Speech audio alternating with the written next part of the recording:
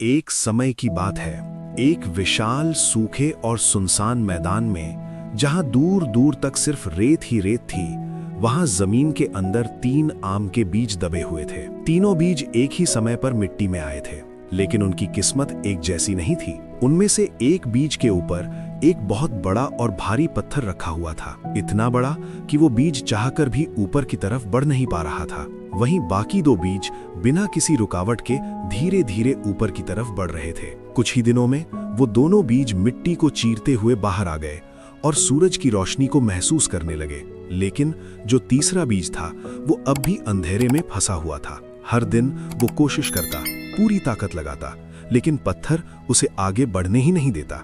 धीरे धीरे वो थकने लगा और फिर उसने कोशिश करना भी कम कर दिया। एक दिन ऊपर उगे हुए दोनों छोटे पौधे आपस में बात कर रहे थे।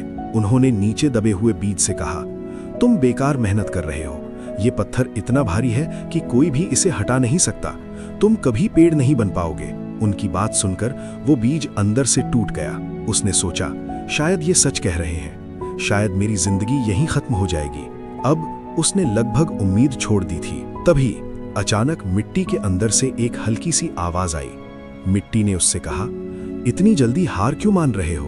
बीज ने उदासी में जवाब दिया, मैं क्या करूं, ऊपर रास्ता बंद है, मैं चाहकर भी आगे नहीं बढ़ सकता। मिट्टी ने धीरे से कहा, अगर ऊपर रास्ता बंद है तो नीचे रास्ता बनाओ। बीज हैरान होकर बोला, नीचे? उससे क्या फायदा होगा, मैं तो ऊपर जाकर ही पेड़ बन सकता हूं।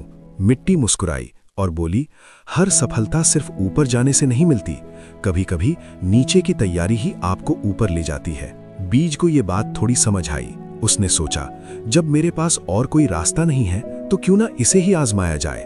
और फिर उसने अपनी सारी ताकत अपनी जड़ों को फैलाने में लगा दी। दिन बीतते गए, वो लगातार अपनी जड़ों को जमीन के अंदर फैलाता रहा। ऊपर वाले दोनों पौधे उसका मजाक उड़ाते, देखो इसे, ये नीचे जा रहा है, ये कभी ऊपर नहीं आ पाएगा। लेकिन इस बार बीज ने किसी की बात नहीं सुनी, वो बस अपना काम करता रहा। कुछ समय बाद उसकी जड़ें बहुत गहराई तक पहुंच गईं और अचानक एक दिन उसे ठंडा पानी महसूस हुआ। वो पानी तक पहुंच चुका था। अब उसके अंदर एक नई ताकत आ गई थी। उसकी जड़ें मजबूत हो चुकी थीं और अब उसके पास ऊर्जा भी थी। अब उसने एक बार फिर ऊपर बढ़ने का फैसला किया। इस बार उसने पूरी ताकत लगाई।